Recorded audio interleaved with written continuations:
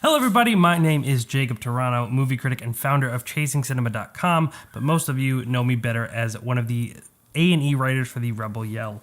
Today I'm going to be talking about the new film from Dan Gilroy, Nightcrawler, that stars Jake Gyllenhaal in a film where he plays a character named Lou Bloom, who is quite a suspicious character who decides to take it upon himself to become a freelance news videographer.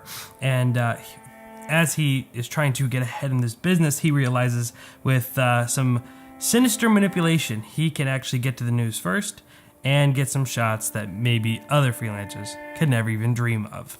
Now, this film is coming out on October 31st, Halloween, and probably around the time you're viewing this.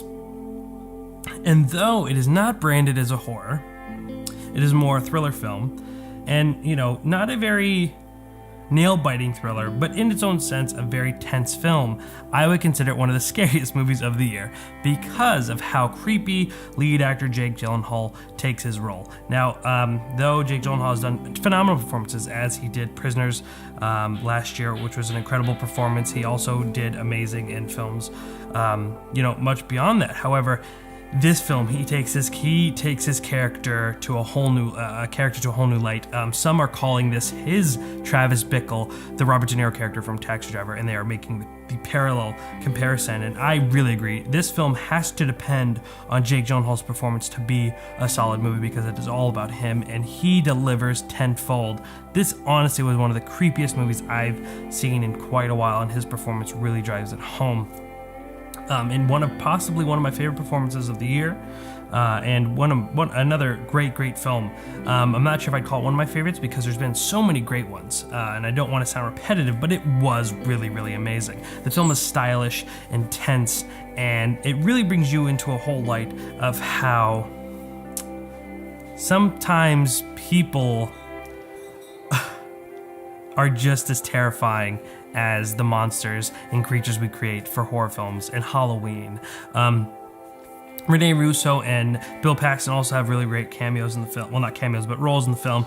And I really appreciated everything about this movie, especially the themes. The movie goes above and beyond to talk about media and journalism and paparazzi, if you will, and just how we treat that. And there are moments in the film where Jake Gyllenhaal's performance and what he does to get a video or get a shot of a crime or victim or car accident, whatever it may be, for the news, so he could sell it, mind you, is haunting. I mean, there are times where I literally had chills going up my arms because of how creepy and just morally unethical things were happening. However, the news demanded more, and he went beyond the law to obtain these things, and just how easily unethical people could how easy people can cross the ethical line, if you will.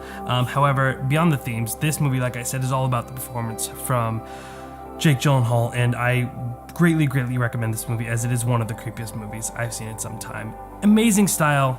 Dan Gilroy delivered an excellent script. It's well written, it's creative, and though sometimes a little bit absurd as far as in dealing with reality, you cannot take your eyes off the screen, and you cannot take your eyes off the lead star. If you want to read my full review, which, crazy as it sounds, I go more in depth than this, you could find it on ChasingCinema.com/Nightcrawler. This film, again, was just incredible. I really loved it. I mean, it made my skin crawl, and I really recommend it.